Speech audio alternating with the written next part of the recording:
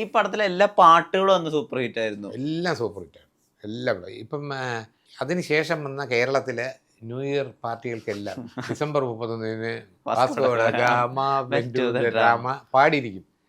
അന്നത്തെ കാലത്ത് ഇതൊക്കെ കുറവുണ്ടെങ്കിലും 1 കോടിയിൽ പരം ആൾക്കാർ കണ്ട പടമാണ്, പാട്ടാണ് Vasco D gamma. Okay, okay. ഭയങ്കര സംഭവമാണ്. ഇപ്പോഴും ആ പാട്ടിട്ടാലും രസം.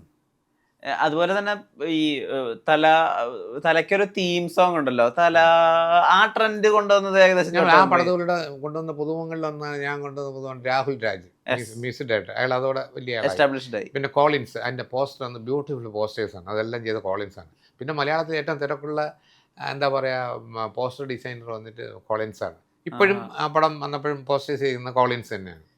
ഈ ലാലട്ടി ചെവിയിൽ ഇവിടെ ഒരു ഇയറിംഗ് പോലെ പ്ലേസ് അതൊക്കെ ഇപ്പോൾ ഉള്ള ലേറ്റസ്റ്റ് പടങ്ങൾ വരുന്നുണ്ട്. അതൊക്കെ അൻവർ റഷീദിന്റെ ഐഡിയ ആണ്. ആദ്യം ഈ ഷർട്ട് ബോംബെ നിന്നാണ് തച്ചു വന്നത്. വന്നപ്പോഴത്തേക്ക് അൻവർ റഷീദ് ഹാപ്പി അല്ല. അപ്പോൾ വൈകുന്നേരം ഫസ്റ്റ് ഡേ ഷൂട്ടിങ് വൈകുന്നേരം നേരത്തെ നിർത്തി, നമുക്ക് നാളെ തുടങ്ങാം. എന്നിട്ട് അവിടെ ഈ പഴയ മറ്റേ ഈ വില കുറഞ്ഞ ഡ്രസ്സുകൾ വിൽക്കുന്ന സെക്ഷനിൽ അവിടെ നിന്ന് വാങ്ങിച്ച ഡ്രസ്സുകളാണ്. അങ്ങനെ പെൻ്റെ മേനകയെന്ന് വാങ്ങിച്ച പഴയ ഈ വില കുറഞ്ഞ ഡ്രസ്സ് ഉണ്ടല്ലോ, അതായത് അന്നത്തെ കാലത്ത് 100 രൂപ 150 രൂപയുടെ ഷർട്ട്, അങ്ങനെയുള്ള സാധനങ്ങൾ മോഹൻലാലിനെ കൊണ്ട് കാണിച്ച് മോഹൻലാൽ പിന്നെ കീറി ചെയ്തിട്ടാലും ജലി പറഞ്ഞിട്ടാലും എല്ലാം റെഡിയാണല്ലോ.